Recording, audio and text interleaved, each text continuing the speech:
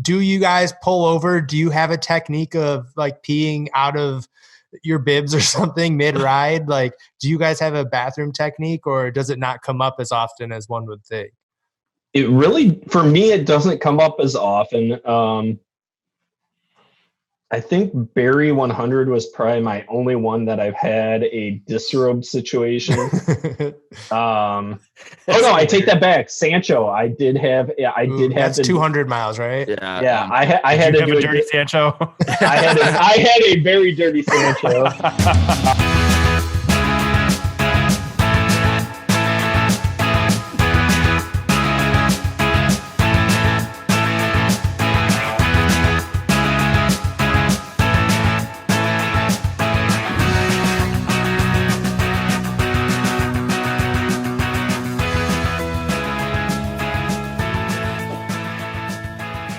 So I do want to talk about the beer I just got, and it has to do with Barry, which we're going to talk about because it's a Founders. Okay. But it's also a gift from Brett Miller, who's been on the bearded guy. But I felt like I'm not a stout guy, but I had to do. Oh man, breaking it out. ABS. So I kind of felt like it was a special beer occasion to do it today, being Barry Day. And that we're talking. Not because you're talking to us, yeah. No, just because of Barry. Just because you guys did not earn this beer. Yeah, I would be feel bad if that was the case. I might join you. I have a couple in the fridge. Today is Barry Roubaix Day, right? Is it too early to pivot into like, in this world right now? Who would have thought that this is how your day would be? Like everyone like puts that day on their calendar or whatever, and it's like such a big deal, and like it's just not happening now. So all four of us were registered for Barry, correct? I actually wasn't. All right, so three of us were registered, correct? Right. Three of us are registered. Okay, so what was your goal for today if you were going to be towing that line? Trevor and I have both raced it in previous years. I already know what my goal for this year was going to be, but what are your guys's? Well, let's define goal. So what was the distance that you signed up for? And then what, if you had a goal within that distance, what was the goal? So I guess Brian. Yeah, I did the 36. Okay. Right? Yeah. And my goal, obviously finish. That's number one. Not die on course. Not die on course. That's my goal every race. Yes. Yeah. But I didn't really have a goal. I didn't know what to expect. I was kind of stressing out beforehand about like tire choice for the race, and O'Leary and I talked about it on our pod before.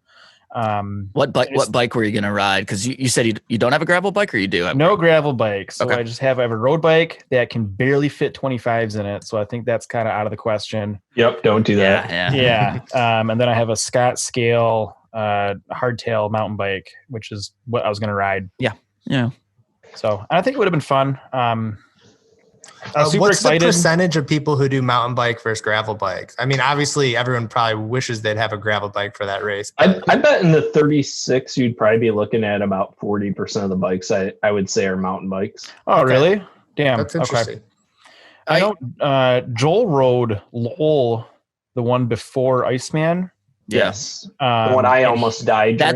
That's the one that Sheldon rode to. Got it. Yeah. Oh, no. Yeah. I rode 90, do want to hear about that. Yeah. 92 miles on 240 calories hungover. I say you're hungover. That's by the choice? I remember. Well, I think it was by choice. Are we ever hungover? Are we ever? But I was really hungover. Like I was almost like ready to throw up in the morning hungover, and then we rode and I ate 240 calories over the next 90 miles. I drove there. I did not ride there. Like a smart human being. Yeah. I did drive you home, yeah. Because I was purple and shaking and No, I podiumed that day. Like I was legit on the podium, and we were waiting there, and Sheldon's fancy, like, man. Okay. Sheldon's like, can you take me home? We gotta go now. so we're staying there with like the backers and is there any friends. Is there any sitting there shaking? Is there any proof that I podiumed? No, because I didn't even get to get on the podium because I had to take his ass. So yes, I missed. No, but you thought you owe him unlimited beer for life. Wait, was that you've had other podiums?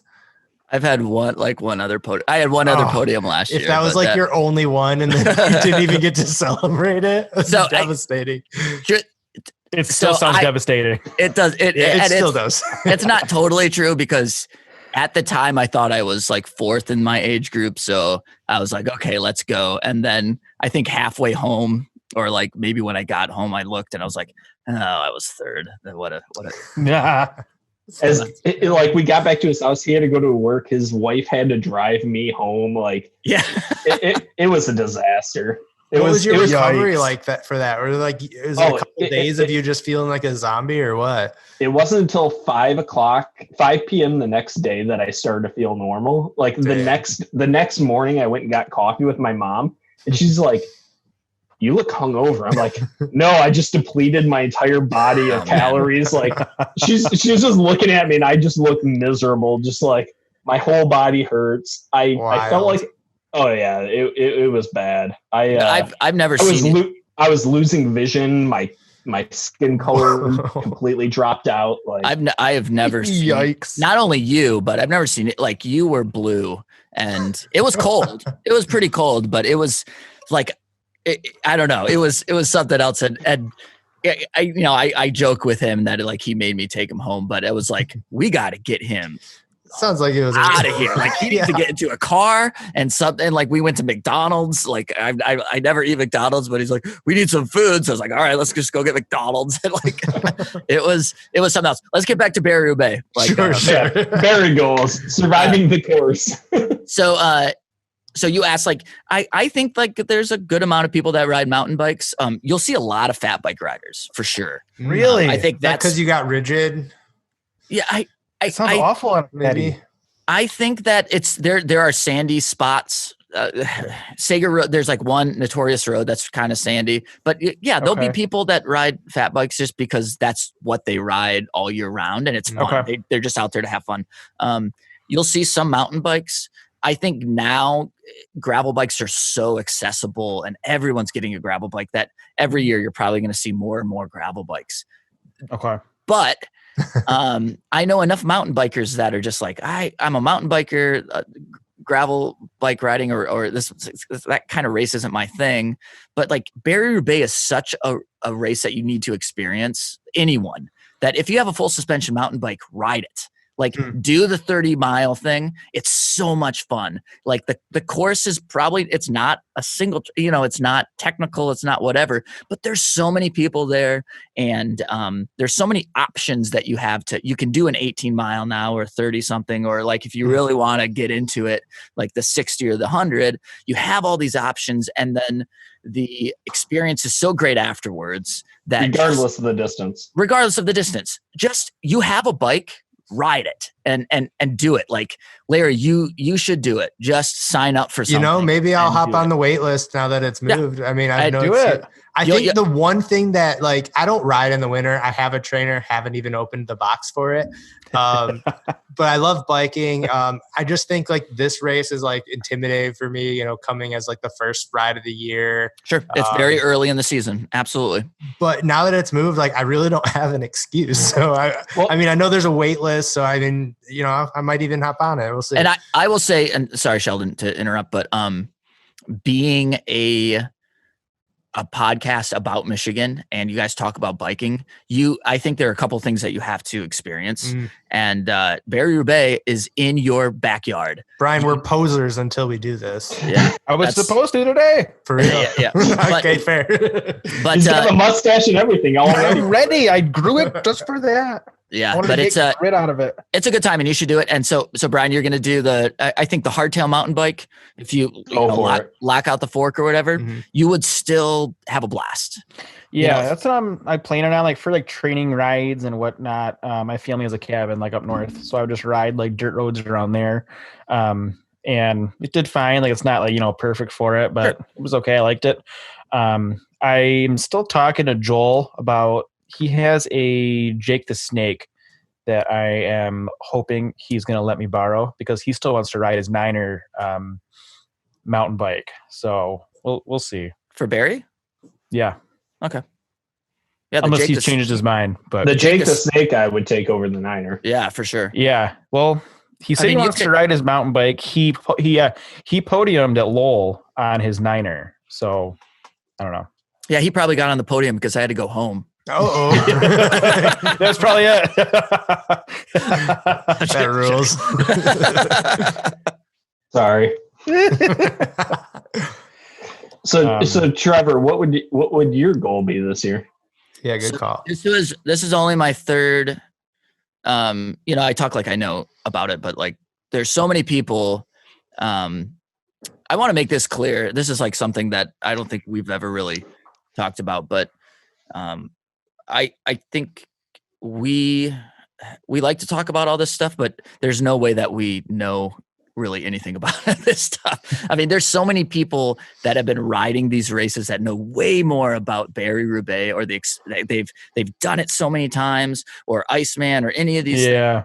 Like, we like to talk about it. I think our Yankee Springs, our Yankee Springs, and that, yeah. Like, I think what we can do is bring people on that know what they're talking about. So sure, that's like our disclaimer on most episodes is like, hey, like we absolutely love this stuff, but we are by no means like pros on the subject. Yeah, exactly. No experts. Like, please remember that. So that's my disclaimer, because I can tell you what not to do. I can't tell you what to do. That's beautiful. That should be on our album art. Yes. There's a shirt in there somewhere. Yeah. I love it. So I've only done, this would have been my third year. So I've only done it 2 times before. And I mean, I've only lived in Michigan since 2018. So I grew up in Indiana. He's not a Michigander. Yeah. So it sounds like you've done it every year you've lived in Michigan. I've done it every year I've lived in Michigan. Yeah. That's and it was a big thing. Like, coming to Michigan, I knew that there's like, there were 2 races I wanted to do. I wanted to do Barry Roubaix and Iceman. And so 2018, I made sure I did Barry Roubaix and Iceman amongst some other races. But the first year I did it was I did the 62, and it just like blew my mind. I was like, that was so much fun. And it had everything to do with the course, but also just like the whole town shuts down, and it's just like a ton of fun. Last year I did the 100, and that experience I thought was like, I don't know. It was like experiencing it for the first time again. It was, sounds like a great achievement. I mean, were you going to do the 100 again this year? I was signed up for the 100. Oh, man. And I don't know. I think I just wanted to, last year I don't know. I think I did pretty good. I got like 15th place. So I wanted to do at least as well, or maybe even better. So I just wanted to make sure that I was up front and just hanging with the front guys until I most I would absolutely be dropped somewhere in there. But that was my goal, is just to try to do as well or better than I did last year. And I think there's probably, Sheldon, I think last year was like 200 people. 300. So it's the same amount this year? Yeah, it was like 275, 280, something like that. Okay, so there's not that many more. But so 14th out of that is what you placed? Yes. Yeah, not 14, bad, 15, my man. something like that. It's looking pretty good from my side of the road. The competitive one is the 62. Like, that's where like the real fast guys, the pros, come and do that. That's the one that draws people from like pro teams from around the country, like Cannon Racer. They show up for that. And wow. The 100 is there's still some really fast people, and I think my guess is it would have been more competitive this year than it was last year. That's just my guess. So it went up to 350 people for this year, I think was the 100. Something like that. But I just think amongst that, like 350 people, I feel like there would have been even stronger guys in it. So I kind of thought, I probably don't have the chance to do a 15th place or something. But that's my goal. Anyways, Sheldon, what was your goal? Mine was not to stop at 50 miles to take a shit. Is this something you've already dove into on the podcast, or can you give me an abridged version of this story? I don't know if we talked about it. Yeah. No. So last year I lost 20. I'm so curious. I at 50 miles, I lost 20 position points or position spots because I had to find an outhouse. But you found one? Not an outhouse, like a porta potty, right? Like there was a tree with a lot of leaves. A porta potty. It could have been a lot worse if you didn't find a porta potty. You just like had to go in the grassy knoll or something. No, so I was hanging on like the 20 in the top 20-ish spots, and I'm working with a group, and all of a sudden it hit me. And I'm like, oh, was it like slowly? You were like, no, something's happened, or you were just like, no, it like when it clicked, like I gotta find a spot to go. Like, and so we're riding, and I probably made it like 5 miles, and all of a sudden we started to come up on one of the aid stations. I'm like, please be a porta potty, please. Like at first I didn't see one, and I'm like, oh, this is gonna be literally, yeah. This is gonna be a bear shitting in the woods kind of moment. And then out of the corner of my eye, in the back side of the parking lot, I see, because we're going past this church where the 50-mile aid station is, and I just see this porta potty, and without hesitation, I broke out of this group I was working with, zipped over there, had to do a disrobe.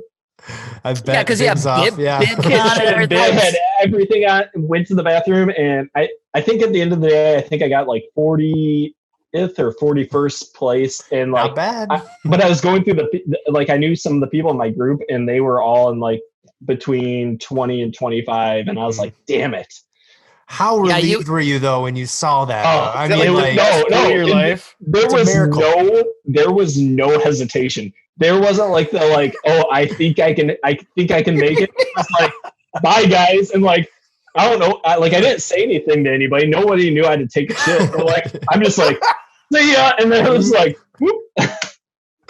I've got one quick question. We just had Matt Acker on the podcast, who you've already talked about too. I was going to bring this up too, and I was going to say, like, we asked him this same question. I was hoping for an answer like that. Yeah. So we asked, like, I mean, you guys, this is a great question for you guys too, since you guys do all these long races.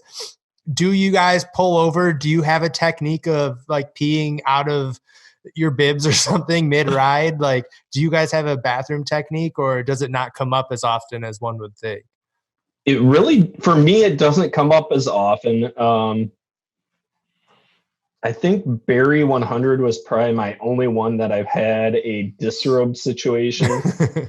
Oh no, I take that back. Sancho, I did have. That's 200 miles, right? Yeah. I had to do a dirty Sancho. I had a very dirty Sancho. At about mile. It was probably like mile 170-ish. But most 100s, I do quite a few 100-mile races, and I usually do not have any issue.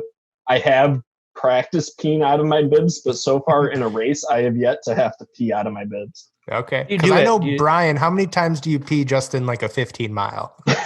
At least like twice. Yeah. At least twice. The Bush Light runs through. Yeah, maybe that's right through. Iceman, I had to pee. I did not go far from the trail. I was just like, well, sorry, this is what it is. I can't make it. That's a 2-hour race. Yeah. Well, it was not last year. Last year. Yeah. Tell me about it. Yeah. Actually, I don't think I peed last year. I think it just came out. It was too cold. It was too cold and too cold. Mud. My body didn't know how to work. Yeah. Yeah. I've never attempted it. I just stop if I have to. I mean, like 100-mile race. I would do too. I don't think I've never had to stop like doing 100-miler. I think there's something too, like, I mean, your body is working so hard that sometimes it like the peeing sensation. I've never had to go during a race. Yeah, I think I'm with you. But then like as soon as you stop, you're like, oh shit, I gotta pee. Like, really bad. And I've had like moments where I kind of have to pee like waiting. And then you start and it just kind of goes away. Yeah. But like you're sweating so much, it's kind of gross to think about all that. But oh no, it just turns to sweat. But like when you're talking 200 miles, I mean, you're stopping for aid stations. And I mean, I think I did when I did Unpaved, which is a Pennsylvania race, that was 120 miles. And that was like 7.5 hours of riding. And you stop, I think we stopped like we stopped twice. And I think I peed both those times because you're stopped, you know? Yeah. And it's kind of like group you're in just knows like, okay, we're going to take 5 minutes here and eat some food and so there's no real pressure. But yeah, I've never tried to pee for when on the bike or whatever. When I did that, I did the Bloom ride that it was a 100-mile race, but I rode 238 miles. I only peed once in 13 hours. Damn. I would die. Yeah. I have a quick question. So you guys mostly do, obviously it sounds like, 60 miles plus. And then you do something like Iceman that's only 30 miles. Like to me, that's the longest race I do all year. So like, do you guys, is it like easier for you? Like last year is an anomaly. We won't talk about that, but like, I don't know. Is like the shorter distances like seem easier, or what do you guys think? Or you just like put it all out on the course that it's still just as tough? Trevor, go ahead first. So I've only done, I did not do Iceman last year. Okay. It's a big regret of mine. Well, kind of. I mean, it was a good one to skip. Yeah. I had so much fun. I loved it. Yeah. You're a psychopath. Yeah. So the year before my first experience, and it was a 2-hour all out effort, and it hurt. It hurt bad. And I think because like my heart rate was so high, like my average heart rate was like 185 like the whole time, or like 189. Yeah. I mean, it was up there and it never went down. And you're just all out. And that, I think those are, I don't know, in a way they're harder. I mean, it's a totally different way to, it's a total different kind of ride. It's like a different beast. Yeah. I mean, Sheldon, you're experiencing like doing crits and stuff, and that crits are kind of the same idea. It's just like an all out effort for 45 minutes. It was a 30-mile cyclocross course, and I haven't done cyclocross in probably 3 years. And last year, outside of like that really shitty standing around in the woods for like, I don't know what it was, 35 minutes or whatever. Yeah, at least it was a while. When we were riding, it was the most fun I had, I think, at any event last year. And nice. I had never done Iceman before, and I was on a single speed drop bar gravel bike, and it was awesome. Like it put the biggest smile on my face. Like, yeah, like Trevor said, it's when you're going, it is just max heart rate. And it reminded me a little bit of like a long cyclocross course, but it was my year last year was primarily focused on like 100 and 200 mile rides.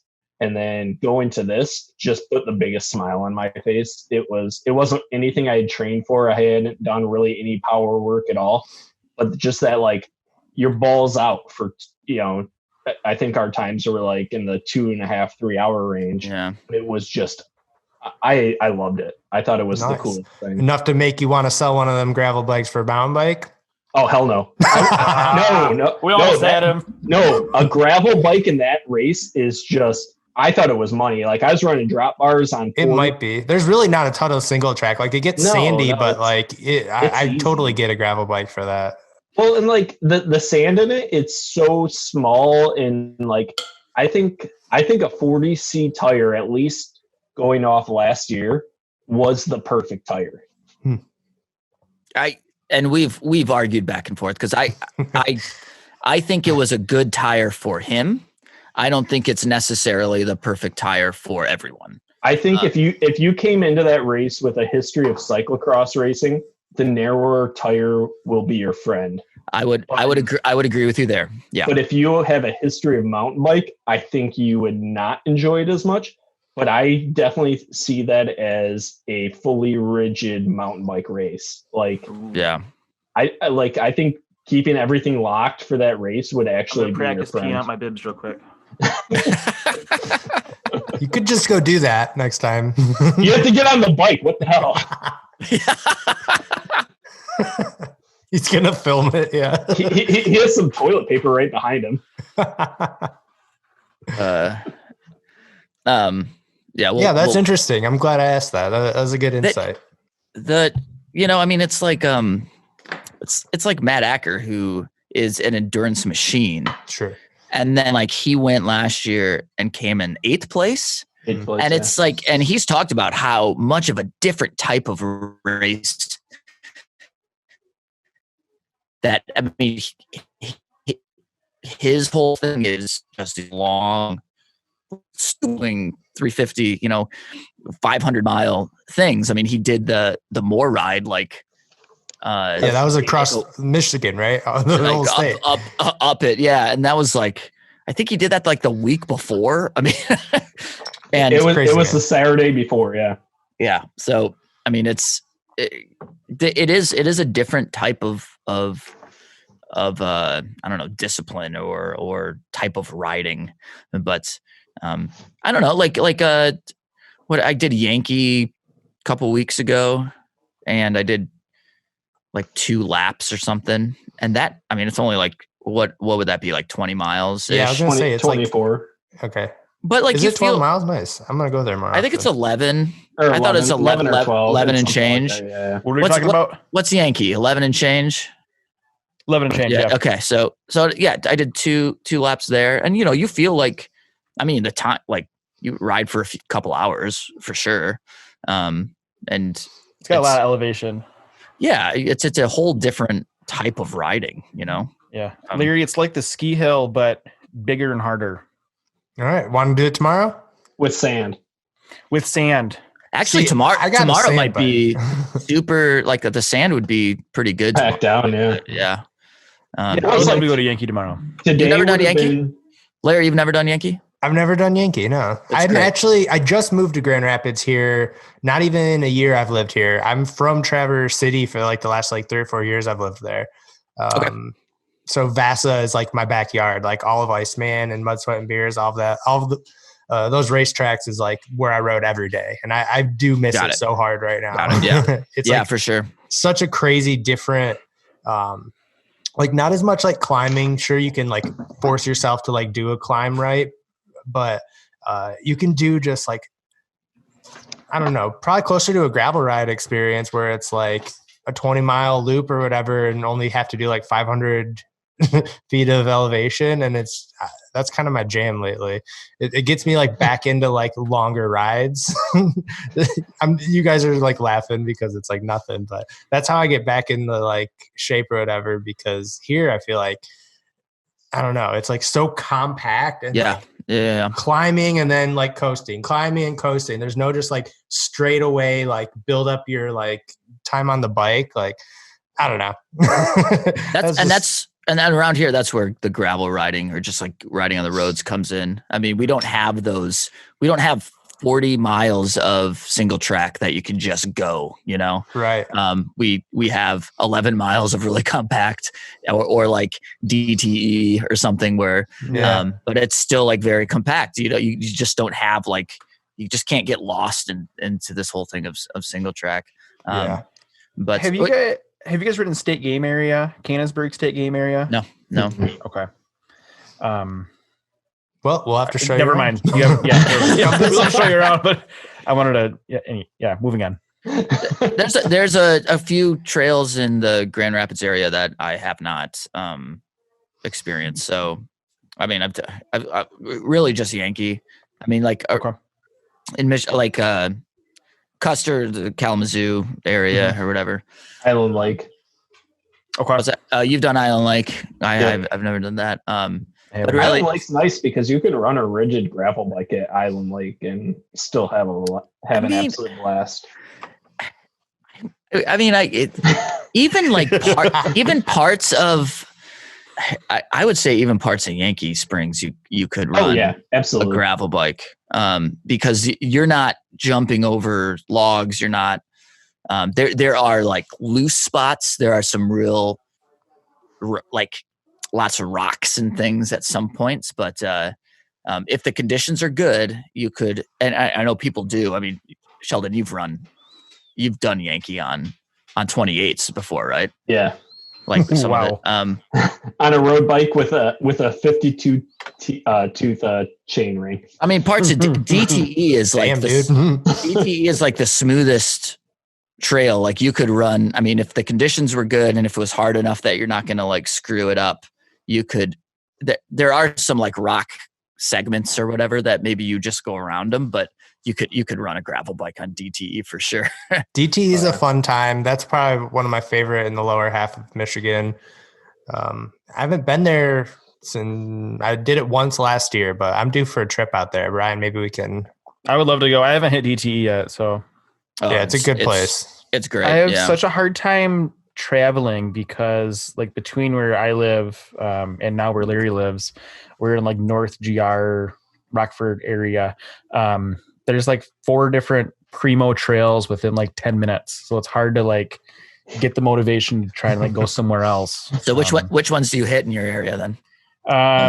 Luton, Merrill, Ski Hill, Canonsburg Ski Hill, and then Canonsburg State Game Area are the primary ones. What are the miles per lap for each of those? Luton is about 10, maybe a little bit less. But Luton's easier. There's not as much elevation. Merrill, you clock in at like 6.5 or 7. I think, Larry, is that about right? Yeah. I mean, they're all like crazy too. Cause like you can, like turn it into like 2.5 laps. Like they're not really a single loop, which I don't like either. I wish it was like a single loop, but Canonsburg State Game Area is just a giant circle. Right. That I like. And that's cool. Although I don't know, I like the other trails too, though, because like if you do have like a mechanical, you're easy out. Whereas on these different trails, could be 10 miles hike and you're just kind of fucked. Yeah. Do you guys have any stories like that? Like where you're just like stranded? And I had one where I popped my derailleur, like just crumpled it to the point of no return. Had no way to even like coast back because my chain was all locked up, entangled into the derailleur, just totally toasted. And I was a good 5-mile walk back to my car. It was rough. Have you guys ever had that happen or something like that? I've got 2 stories that I can think of. Hit me with it. All right. So first one was it was a road ride up kind of by Petoskey. I'd ridden from my parents' cottage, and it was 50 degrees, pouring rain, just a shitty day. I never should have gone out on the bike. And I was probably about 45 miles from my parents' cottage, and I went over this bridge. Front wheel fell into the slot. A piece of metal ripped my tire off the rim. I went over the handlebars, landed on my back so hard that I had a Cliff Bar in the back pocket that shot out 8 feet from my jersey, but the wrapper stayed in my jersey. What? But I'm in front of this DNR fishery station, and this DNR lady who was unlocking this she heard it happen. She thought I got shot off my bike by somebody with a gun. Came running over to me, and I'm like sitting there like bleeding, and she's like, "Are you okay?" I'm like, "Sam." She's like, "Where did they hit you?" I'm like, "No, I crashed my bike." So she lets me into this DNR fishery station, and I'm sitting there like bleeding all over the place, and I'm like calling my parents' cottage. My girlfriend at the time picks up the phone, and she's like, "Don't you carry a tube for this?" I'm like, "No, the tire's off the rim." They have to come pick me up. And then like on the way back, so we're in northern Michigan, we stop at this bakery in this tiny little town, and I walk in like bibs and a jersey, bleeding all over the place, and all the locals are just staring at me like, what? And I'm in road shoes, so it's the hard click, like I'm on the cleats on my toes, and like just clicking through this bakery, and all these just like very north, like half the people in there are wearing camouflage, just staring at me like, who is this guy? And then the one that it's actually been on the podcast before. First of all, that's wild. That's like a nightmare. Oh no, the next one's way worse. I went to Colorado to do a gravel race, and I get to the start line at this thing called the Lake City Alpine 50. We talk about it in episode 5, but look at you. That's a professional. Like you have it all planned. Episode 5. Good catalog. Good plug. Yeah. Find it on www.soundcloud.com/. This race is why this bike is currently torn down. Oh, you're right. Yeah. So I show up there, and I'm getting on the start line, and out of like, I don't know, 70 or 80 people, there's like 7 gravel bikes. And I'm looking, there's guys on full on enduros, like downhill bikes. And I'm like, Can I pause you for a second? Go for it. Oh, because this was like a big deal. You're going out there solo by yourself, and first year event, and they branded it a gravel race. So I would have done the same thing. I would have taken my gravel bike to this thing, and the morning of, there was like a live stream of the rollout. And it was, like Colorado's like a couple hours later. So I'm like, what? I was like, oh, cool. There's a live stream, and I'm watching it from here. And I'm like, oh my God, like every single bike is like a full suspension mountain bike. Oh, no. And I'm like, Sheldon is screwed. He is so screwed. So this is out, it's this town called Lake City. It's out like an hour and a half past Gunnison. It's out in the San Juan Mountains. Wow. It's beautiful. It's the most gorgeous area. But so I'm sitting there at the start line, and there's another guy on a gravel bike next to me from Kansas, and we're like, it both hits you at the same time. I'm on 38, so I'm like, this is the biggest tire I can fit on my cyclocross bike. I'm like, so go out. We do this thing. There's 6,200 feet of climbing in the first 31 miles. My God. What? We go up to 2,800 feet. There's snow, no plants growing. August, right? In August. Yeah. Last weekend of August, and there's 2 feet of snow at spots, and like coming down this mountain, like the entire thing was like, I would never take a bike without front suspension to do this. Like it was stupid. At least front suspension, right? At least front suspension. Yeah, It is a mountain bike race. And so we're coming down, and it's 18 miles of just full on your brakes. And the day before, I'd ridden part of the course and like kind of knew how completely fucked I was going to be. But so I got into the spot, and I was like, I'm in the smooth spot. I can take off now. So I'm like, off the brakes, 35 miles an hour down this dirt road, just flying. And all of a sudden I see this rock, and I'm like, I got to hop it. Like there's no going around it. So I pull up on my handlebars. Famous last words. Right. I pull up on my handlebars. I try to get my back up, and it's that like pure metal hit. Like my tire didn't do anything. And there's no hiss. Tires instantly flat. My rear wheels caved in, and it's just fishtailing. And like, to describe this area, it's like this 1.5 lane dirt road where on one side it's a sheer cliff face that goes up, and on the other side it's a sheer cliff face that goes down. Oh, and yikes. My rear wheels fishtailing, and I'm just like feathering the brakes, trying to like keep my bike under control. And I stopped, and in reality, it was probably like 8 or 10 feet from the edge. But in my mind, I'm like on the edge of this fucking cliff. There's no guardrail, there's no trees. And like, and I look at my wheel, and it like the side of the rim is caved in. I'm like, I have 3.5 miles to go. Oh, that's all you had left? But I ran it in cycling shoes, pushing my bike. Yeah. Dude, it was the worst 5K I've ever ran in my entire life. Like at this point, I'm at like 10,000 feet of elevation, pushing a broken bike in like carbon-soled cycling shoes, and I finished the race, but it was terrible. Respect on finishing with that kind of tenacity. I would have been walking and swearing my way to the finish line. Oh, they're swearing. Don't get me wrong. They're swearing. Now, Sheldon, am I right to say that they're like, from now on, there's going to be a trophy given to like whoever, I don't like, what is it? Like whoever breaks down the best, or like, what is it for? Like, it's, what did they call it? They have a name for it.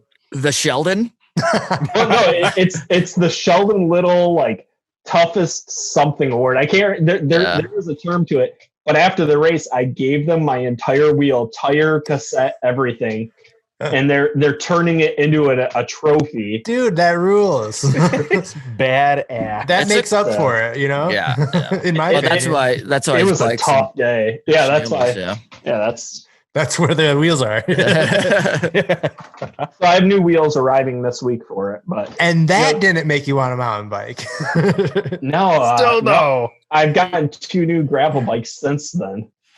Wow. Well, yeah, you know what you like. You can't complain. I love he gravel. should. I think he needs a mountain bike. I think that he. I do need one. Yeah. Luckily, the bolt cutter, that in 650B, I can run 2.1s. Yeah. So there's still no hell yeah, there you suspension, but it's a full-on gravel adventure bike. Sounds cool. I don't have any good mechanical stories.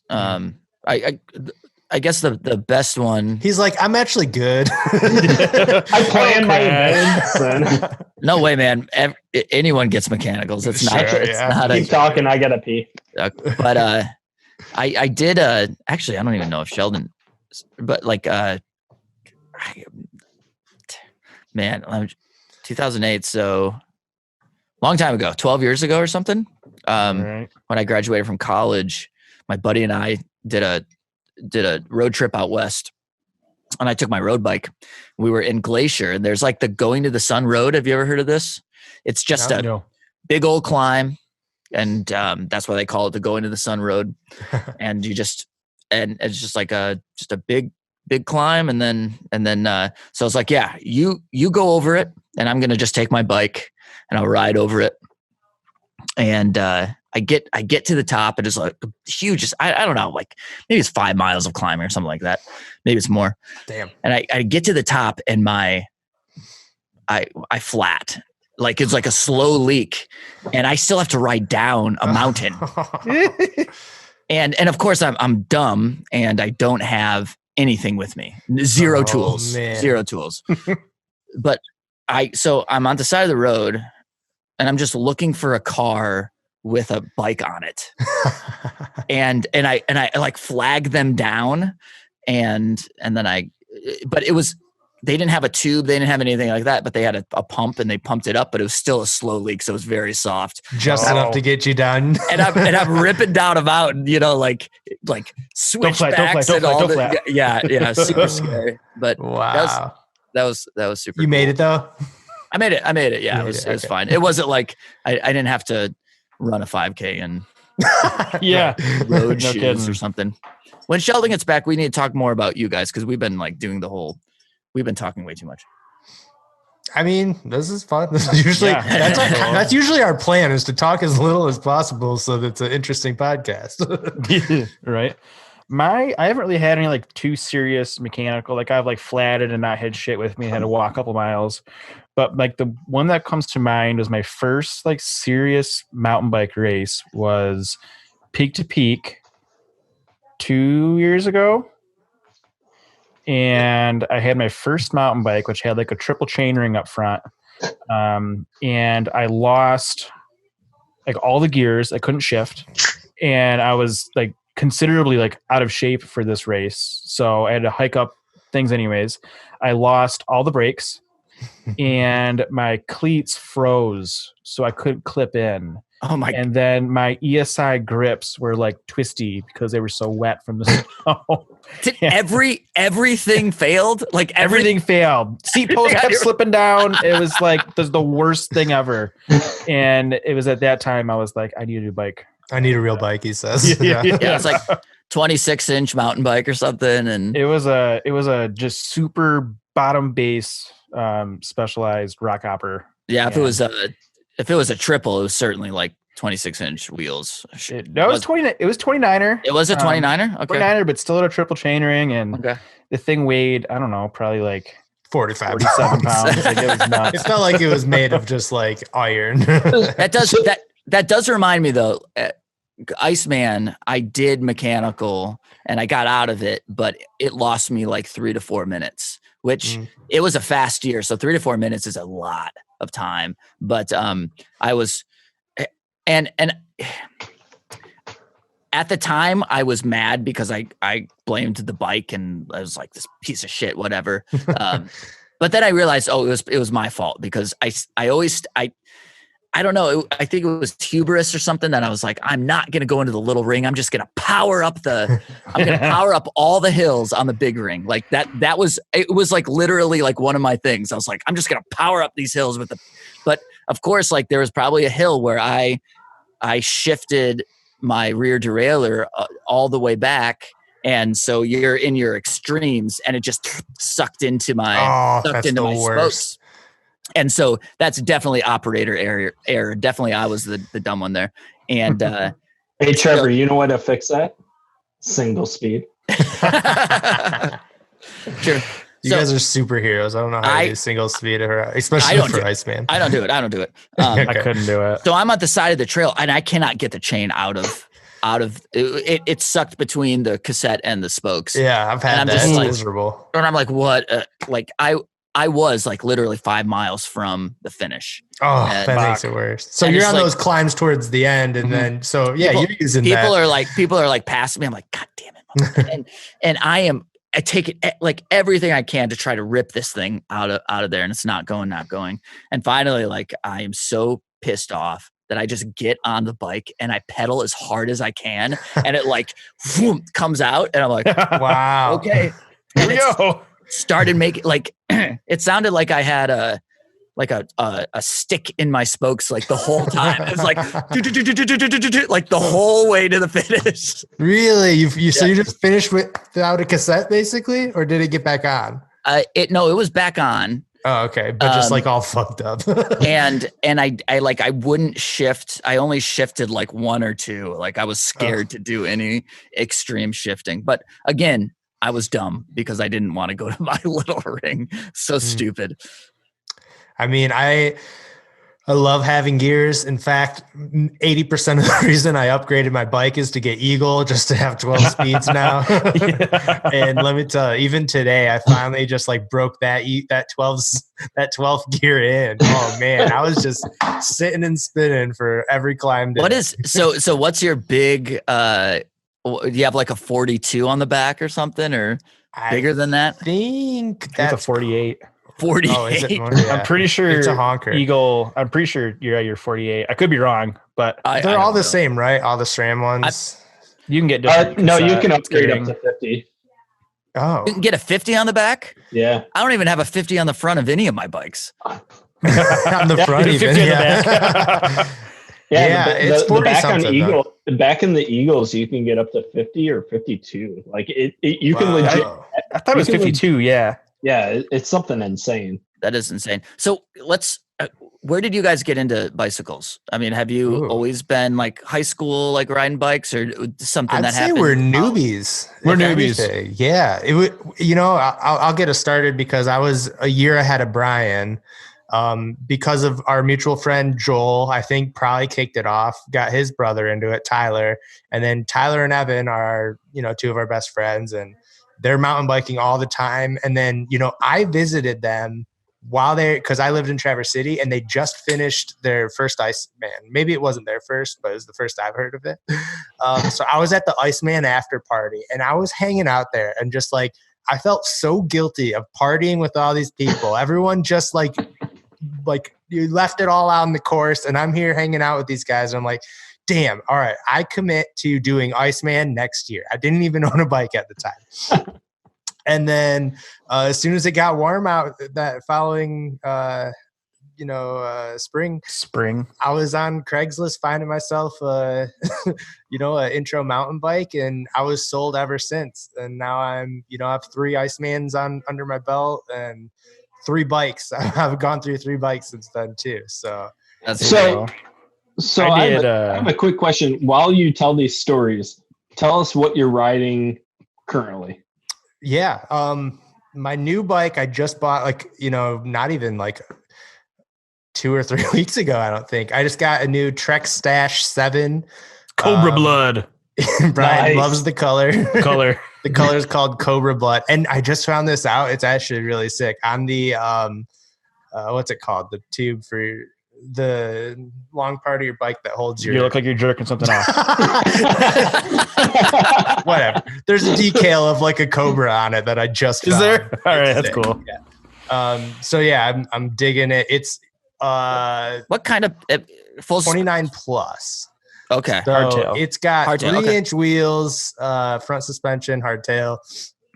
Pretty nice fork on it. Like I said, I got that NX Eagle going, so I got 12 speeds of just chilling. Yeah, so far 12 speeds I love of it. chilling. I'm planning on probably getting smaller tires for it. I think the 3-inch tires are overkill, especially where we're riding. Yeah, but you want them for. You ride that bitch in snow. I can, it's an all-year bike right now. I can take it out in the winter now, and then I think I might just get a whole new wheel set with just straight up, probably like 2.25 or whatever. For you need to hit up Velocity and get just a separate wheel set and have one set running 2 1s and one set running 3-inch. That's what I'm kind of thinking, and then I just swap them out whenever the season change. Absolutely, yeah, that'd be sick.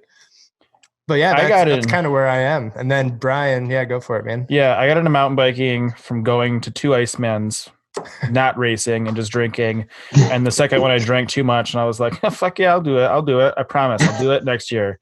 And I'm like, shit, I got to do it. So bought a bike and started mountain biking and just like fucking loved it. Race, I had that Specialized. And now I've got a Scott Scale 930 carbon hardtail. I dig it. It's 11 speed. It's a cool bike though. I've seen that on your Instagram. It's a sharp bike for sure. Yeah, it's a love cool it. Like first real bike, that's for sure. He went right from like a piece of tin to carbon. This guy went all in. I love it. I will never upgrade to like a different hardtail. Like it's awesome. I'll probably put new wheels on it at some point, but I love it. And then I've also got a Jameis Ventura older road bike. With the Rastaman handlebars. Which crazy bar tape. Hell yeah. Super Brian's from the islands. I could tell his skin. I could tell. I'm craving breadsticks just looking at them. Yeah, like contact eye is touching it. Yeah. I think we can talk about. I want to talk about your guys' past Barry experiences. I think we definitely. I mean, it's Barry Saturday. We have to talk about Barry. Definitely. We have to talk about Barry. Larry and I both haven't ridden Barry. I signed up this year, but obviously didn't do it. I think we could talk about just where we've all been riding. Talk about like the podcast in general too, like a little bit.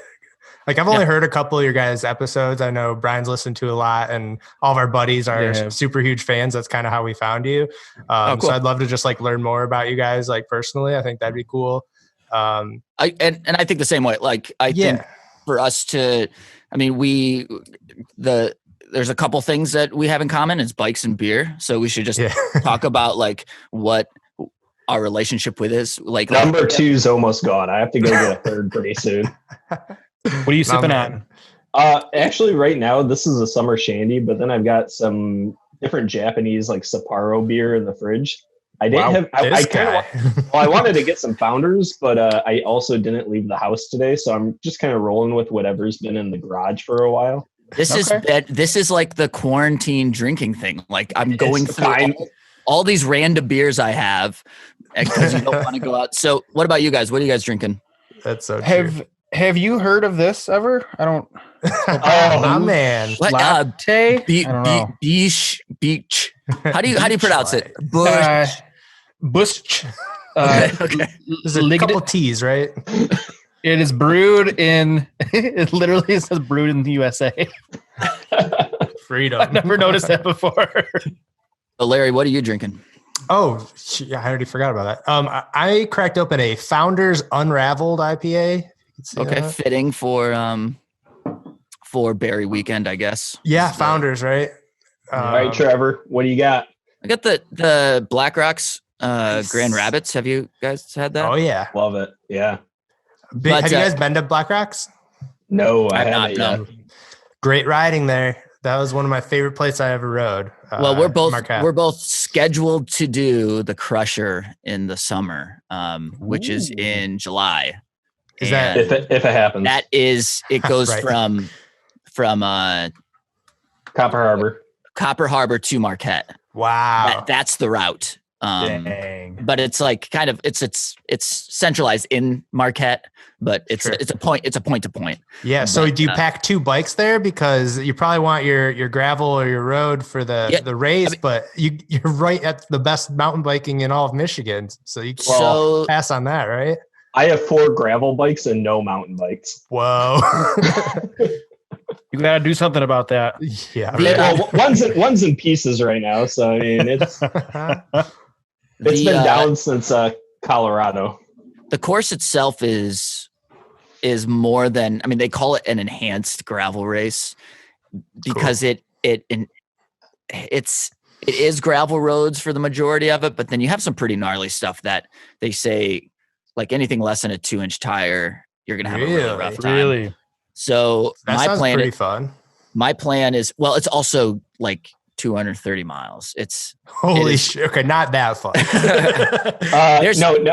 We know it's going to be further than that because Todd even alluded to 250. Yeah, the race director, Todd Poquette of the 906 Adventure team up there. He said it's going to be pretty close to 250, which is brutal. Insane. There is a 100-mile option if you want to do that. I mean, even that sounds intimidating. We rode 16 today, and I feel like my legs are broken. Yeah, I got a lot of in shaping to do. I did PR after 3 beers, so that was cool. My man, the parking lot beers. Oh, that's part. You're speaking our language for sure. Yes, absolutely. 3 parking lot beers. Our Thursday night. It is always finished with parking lot beers, but sometimes we start with a pre-ride beer and then we go out, smash out 40 miles and then get back to the parking lot and continue and finish the beers. Some of us do. I'm not quite the starting off with a beer and then going to smash like that. It just does not sound great to me. I'm a post-ride beer drinker, but I don't judge, however anyone wants to do it. All right, as long as you're having fun, right? I'm going to test out this headset. I'm running to the fridge to grab a beer, but I should still be able to stay connected in the. Oh, it's going to be. This is next level podcasting. Technology. What a time to be alive. It's going to be loud and really annoying. He says, "Oh, shut up." That's even great, not being able to see him, but like you talk about him, and he's like, "Fuck you guys." And I'm like, I can hear all you assholes right now. I love it. All right, there we go. This is going to be. This might be unlistenable, actually. Yeah, sure. I mean, that's most of ours. Is like we literally. I rarely edit unless Brian says something crazy. I'm just kidding. But unless something like every episode, Brian says something very racist. Exactly. Yeah, that's what I was about to say. But then I didn't want to have to come in at this. All right, we're going with the Japanese beer now. Wow. What is the can curved? Yeah. Is it like? Shoop? Oh, that is cool as hell. Yeah, that's wild. What does it take? Or what kind of beer? Never had a beer at like a sushi place? That's the... Yeah, this is like the stereotypical like sushi bar beer. So Larry, you asked before we record a podcast, is it like a ritual to... Yeah, do you guys have anything that like, you got to have before you start recording? Like if you don't have your beer too, like, we're not recording today. I have to go to the grocery store. It's pretty situational. I mean, I think at the beginning it was like, let's make a point to say, hey, we're drinking this. And then sometimes we'd record in the morning and we're like, well, that's not socially acceptable. So you have to fake it. Yeah. Fake the time. But I mean, yeah, we like lately it's been a lot of coffee. Yeah. I mean, because we've been doing these like Skype interviews or Zoom interviews or whatever, and just kind of fitting them in when we can. So we're just drinking coffee, but, yeah, I kind of want to ask you guys about that, if you don't mind me switching up a little bit. But like we've noticed, like we obviously switched. We're a new podcast, but we like totally switched things up. Obviously, once this COVID thing hit, started reaching out to more people. I think I connected with you guys. Got a hold of people like kind of like you said, like some YouTubers and stuff who are willing to come on. And I don't know if if this like crazy thing around us wasn't going on, like if we have some of these, like what is going on? It's like some pretty cool guests because of it, and I was wondering if you guys felt that too. You can point your finger at a pro and just be like, I know you're not doing shit. You can talk to us. Right? Yeah, I know you're not racing. I haven't had a single person really say no. It's either just like, yeah, we'll do it later on, or right. And Sheldon, you should answer this because you're the guy that like talks to most people. Well, so that this kind of comes back to the drinking. I'll just get loaded and just start asking people, because then I'm like, I don't care if they say yes or no. So I just started reaching out. Like I reached out to a few people that we did have on the list, and then Trevor has to kind of rein me in. He was like, I think this was like last Monday. He's like, dude, stop messaging people. We our schedule's way too full. And I was sitting there like, I had like, and of course I played it off like, oh yeah, no, that's as many people as I was thinking, as I had like 3 tabs open. I'm like, close. Yeah. So we're booked up. We have an interview tomorrow. We have a Monday interview, a Wednesday interview. That's crazy. Well, I'm honored you'd fit us in. Oh, absolutely. No, we really wanted to have you guys. Who reached out to me first, Larry? I think it was Brian who did Brian. it first, like a while back. But then I was like, it's been a while. Let me try to spark this back up again. Yeah, side note, it's very fun to have an account under like your brand. Yeah, that you share. So you can. So we both respond. Yeah. And you don't know who's typing. Yeah, you have no idea. And so even our friends will like talk to our friends. We're like, I don't know. Is this Sheldon or Trevor? I don't know who this is. But yesterday, Tyler, like afterwards, I like wrote up like a thank you thing, and as I send it, Trevor sends one. I'm like, yeah. So 2 thank you things came through in like a 5-second span. He's probably like, who the hell are these guys? Larry, back to kind of what you were asking though. I think that because of all this craziness and people are holed up in their house and they have extra time. So yeah, I think there's no way that we would be able to get these interviews and get this time with all these people as easily. I mean, we have talked to people before all this, and they said, yeah, we're willing, but we're busy. But now no one's racing. No one has these events to put on. No one's doing this. So it's been a lot easier.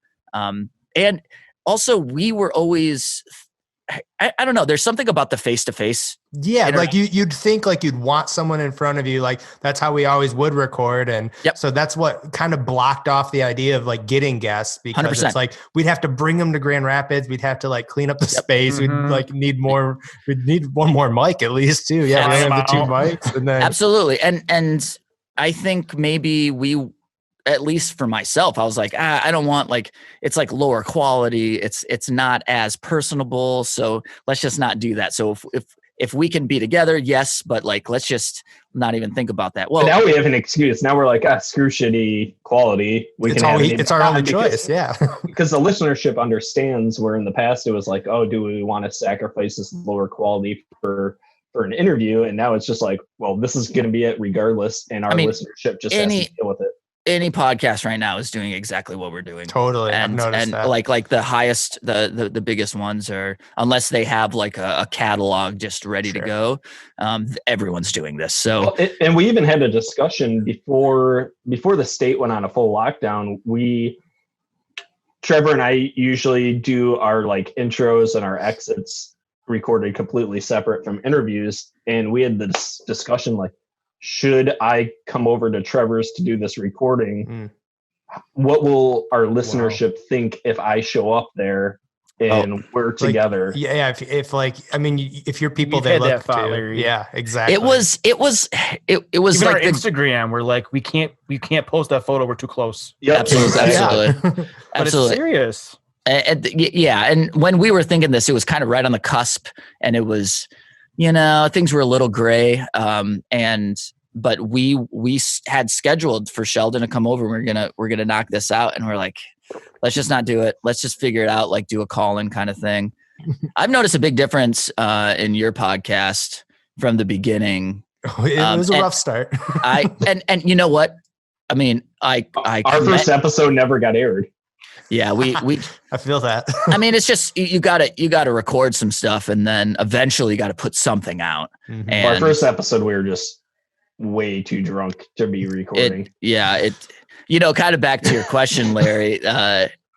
The drinking or The like rituals, the beer has always been a part of it, and we wanted to kind of recreate just these moments where Sheldon and I are sitting around talking about bikes because we love bikes, and we're just it started on a patio drinking beers. Yeah, we're like, why? I was like, I have I play music, and a lot of this stuff, like I had it set up in my basement for recording music, and so I was like, all we need to do is like exactly what we're doing right now. Let's just go into my basement and hit record, and that's it. So the beer has always been like a kind of like a part of getting the conversation going. What I've noticed is like I like to have a beer or two, but like anything more than that, I feel a little too loose. Especially if it's like a serious thing I'm trying to focus and want to ask someone, or like it's a real like good story and I want to be engaged. Well, I don't want to have to worry about, oh shit, I have to go take a piss and I have to do this and I have to do that. So yeah, I mean, we'll always be drinking a beer or two or coffee or something, but it's like, it doesn't have to be 100% like part of it all the time. I totally feel that. Like we I don't know if it's a good move or not, but we've incorporated like a beer review as part of our show. I think that's a great, I like that because no, I love it because every single episode you can tag the brewery and say, we reviewed this. Yeah. Like, I think it's kind of brilliant. I like that idea. I'm still waiting on the Busch Light episode. Oh, we can't wait. We want our best friends to join us. Can we do the Busch Light review today? Yeah, let's do it. Fuck them. They keep refusing to come on. They keep refusing to come on. Joel and Tyler, nope, I don't want to do it. I don't know. Come on, Leonard. You want to come up here? Tell us a little bit about like you guys starting so you started with like talking into your phones. Then how'd that progress into something where that wasn't your first episode, was it? Well, that was when we first started to go remote. And that was working for a while. Our first episodes, I could show you this. I bought these like twin little like lavalier mics that we were using. Okay. We tried it all. Like I'm like a video guy. Like I do a lot of video recording for like businesses and stuff on the side. Uh-huh. At least I used to. So I have a bunch of like these kind of like bad mics and stuff. Yeah. And I used to actually produce a couple podcasts at my old job. I was at like a marketing agency. So we had a couple people that we produced podcasts for us. So I knew how to do it. And I was like, I love podcasts. I love listening to them. So Brian, you're going to do a podcast with me now. And then we were like, well, what are our favorite things? This was all 100% Larry. Everything is Larry. The mics, the organizing, like literally everything.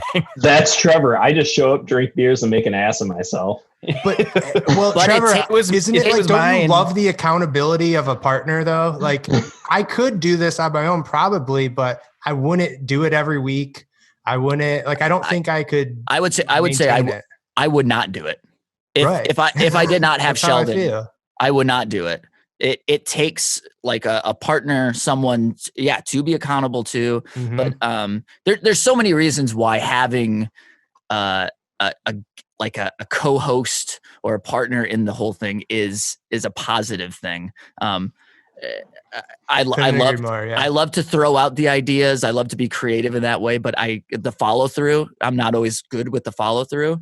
And like maybe I said, hey, we should do a podcast. We can go down and record. But that's where it stopped. And then it wasn't like a couple days later, Sheldon's like, so when do you want to do this? Like, what day are you free? Let's record. And I'm like, whoa, you really want to do this? That's kind of, I don't know. Maybe I was just drunk. But he's like, no, let's do it. And so he started. He kind of pushed me to actually do this podcast. So yeah. And then just in terms of, no one wants to hear one person ramble on. I mean, it's hard enough. Right? It's hard enough. And I do have a tendency of dominating conversations anyways, but it is so great to have someone else, and you get a rhythm, especially like when you're interviewing someone, and I can be trying to finish a thought and can't think of a word, and Sheldon knows where I'm going with it, so he'll pick it up, and it helps to have someone else there to and just like what we were talking about with getting trying to communicate or trying to talk to different people, trying to get different interviews scheduled and all this. That's not my strong suit. and Sheldon's just kind of like, you're the go-getter. You're the I don't care. I'm just gonna send him a message and see what happens. So I'm the clusterfuck of the two, but at the same time, I don't care. So I'm like, I'll just go up to people and be like, hey, do you want to be on our podcast? And I don't know, when you just go in and you don't really, I don't beat around the bush. And every time somebody we've asked, so far everybody said yes. Yeah. So I mean, that's great. How many episodes in? Or how many, like 20, 24, 25? I think we 24 are airing right now. Okay. We're trying one a week. So originally we're trying to do a couple a month, and we didn't have a really fast and hard schedule to that. We just we wanted to make sure and get 2 out a month. Like when Iceman hit and all this, we did a lot because there's a lot to talk about. So we may have done three a month then. But in the last couple of weeks, we've been trying to put one out every week just because you guys got me through winter trainer rides. Good. Like 100%. That rules. Well, I'm glad somebody's doing them because it wasn't me doing any training rides. Hell yeah, my man. Me either. I can't even button my pants. Like I put 15 pounds on. Yeah, I'm working on it right now. And that's I'm good. Legit, not joking. I can't button my pants. I got bibs. Oh my man, that rules. So for the audio version of this, Sheldon just stood up, showed us his belly, and sat back down. And the fact that his pants are not buttoned while keeping it PG-13. No, I think that was still PG. Just maybe tease. Maybe if you show your navel, it's PG-13 automatically. Well, for $5 more a month, you can see everything. Are we fans only? So that takes us to our Patreon side of things. We're gonna pick this conversation back up on the behind the paywall with the. Remember how we were talking about what my job in the podcast was? This is where I fill in.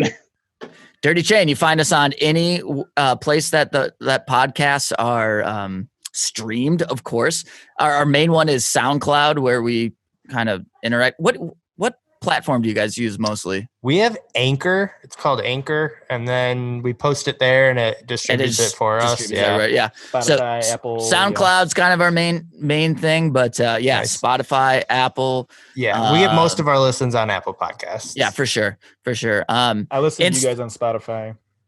Awesome. Nice. Awesome. Instagram at Dirty Chain Podcast. Cool. Facebook Dirty Chain Podcast. Sheldon, where can they call in for leaving a little this is exciting message? Well, since you're an asshole and you said that was lame, I closed that. So 616-522-264. I don't know. That's not it.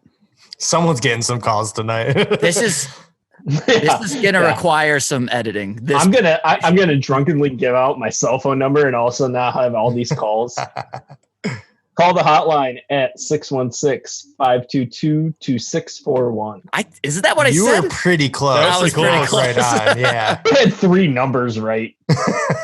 You had the 616, that's for sure. The 616 was right. Congratulations, you called Grand Rapids. I do want to do our tagline real quick before we take and you guys to do it. So I want what do you want them to do, Sheldon? Like I think Larry should say the first part, Brian should say the second part, Larry should say the third part. Okay. I get more lines than you. Remember that. All right. It's all because he had to go take a piss. No, that's you guys why he lost it. They say the last part together. So okay. Oh, okay. So Larry, you say keep your chain clean. Brian, you say get your chain dirty, which is the best part, actually, Brian. Right. And then you both say see you in the mid pack, if that's cool. All right. So whenever you're ready, Brian, ready? What is it again? I say keep your chain clean, and then you say keep your chain dirty. Get your chain dirty. Get your chain dirty. Oh, so you keep your chain clean, get your chain dirty, and then I'll see you in the mid-pack. Yep. Or we'll see you. We'll see you in the mid-pack. Got it. Because you're both first. in the last part. God, this is All so right. much cooler Ready? than ours. Okay. Ready? Keep your chain clean. That's it. We're done. That's it. Brian wasn't paying attention at all. That was amazing. All right. Well, okay. That was fun. I found our intro, actually. All right. Well, we cool? All right, Larry, go. All right. Keep your chain clean. Get your chain dirty. It's getting better. Who's Jane? Why is she so Dirty dirty? Jane. I want to know her. Keep your chain clean. Get your chain dirty. And we'll see you at the In the mid-pack. mid-pack. Perfect. I love it. It's No, great. leave it right there. It's leave great. it right there. It's not going to get any better than that. So, Right.